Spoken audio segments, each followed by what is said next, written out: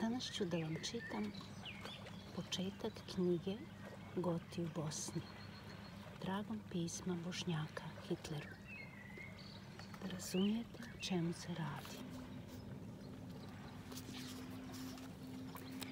Kako je nestao narod sa prostora Bosne prije dolaska Slavena?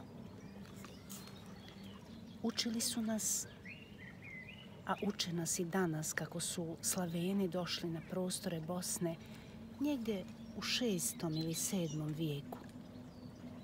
Učili su nas i danas nas uče kako su slavenska plemena Srba i Hrvata tada došla na bosanske prostore, te kako su Bošnjaci nastali od tih Srba i Hrvata koji su se poturčili sa dolaskom Osmanlija na prostore Bosne i Sandžaka. Kao da prije dolaska Slavena ova lijepa zemlja Bosna kao prazan prostor je čekala ta slavenska plemena koja su se jednostavno tu nastanila i tu tako ostala do današnjih dana. I kao da su ti neki Iliri, žitelji nekada moćne zemlje Ilirije, koji nije mogao da pokori ni jaka rimska imperija, sa dolaskom ovih slavenskih plemena omagli, nestali.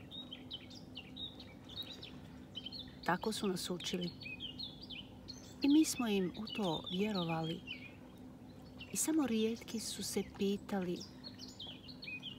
ali kako se to moglo desiti da na ovim divnim prostorima uoči dolaska Slavena prije 14-15 stoljeća posve nastane narod koji je tu živio hiljadama godina ranije, a uokolo su u hladnim, maglovitim, močvarnim i sumornim zabitima ljudi tada živjeli, te ostali do današnjih dana da tu žive.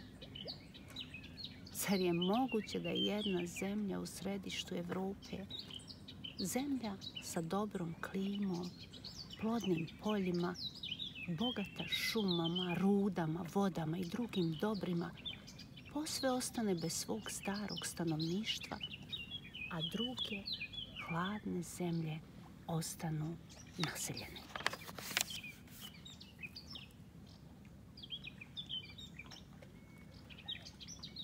Što se ali zapravo desilo? O čemu se ovdje radi?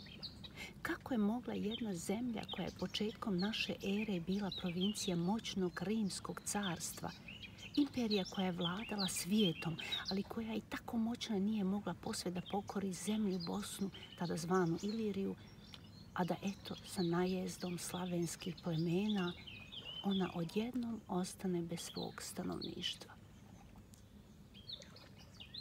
Je li zaista taj narod nestao? Kako je bosanski narod nestao? Ili zapitajmo se sada, može li uopšte posve da nestane jedan narod?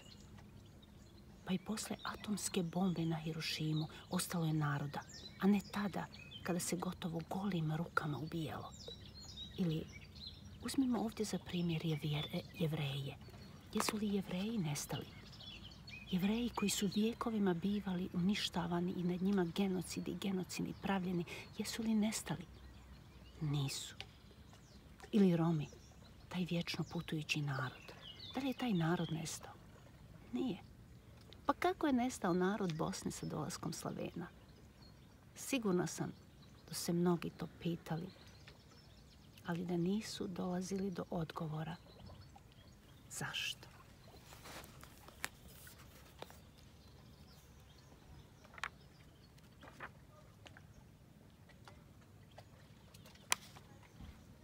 Zašto?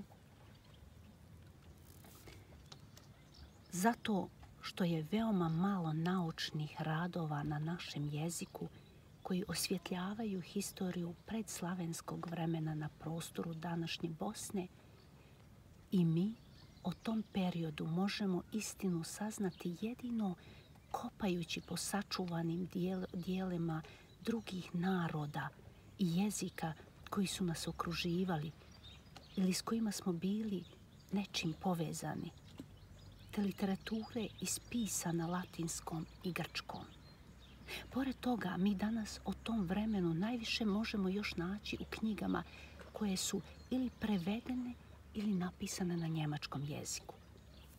Zato ću ja, kao germanista, krenuti upravo tim putem, te tamo gdje naša historija bude poklapala sa historijom drugih zemalja, tamo gdje se bude ukrštala, spajala, tamo ću našu tamnu historiju osvjetljavati sa znanjima iz literature njemačkog govornog područja.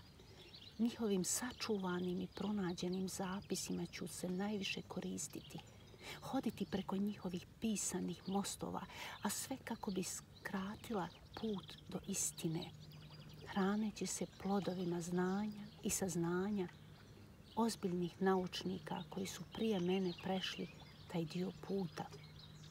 Znači, jednostavno rečeno, ja ću koristiti provjerene knjige istaknutih i velikih historičara, germanista, vjerskih zapisivača, poznavaoca jezika, a sve strepeći istini.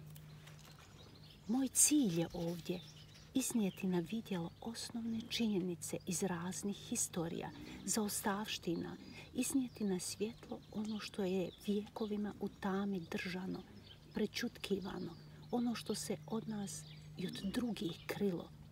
Cilj mi je osvjetljenje te tame i neznanja i ukazivanja na putanju kojim bi i drugi mogli krenuti, dalje da istražuju, da nam vrate nešto što je neko davno utabao i čemu gotovo da nema traga, jer je mnogima to tako uništeno i gotovo iskorijenjeno nekad trebalo.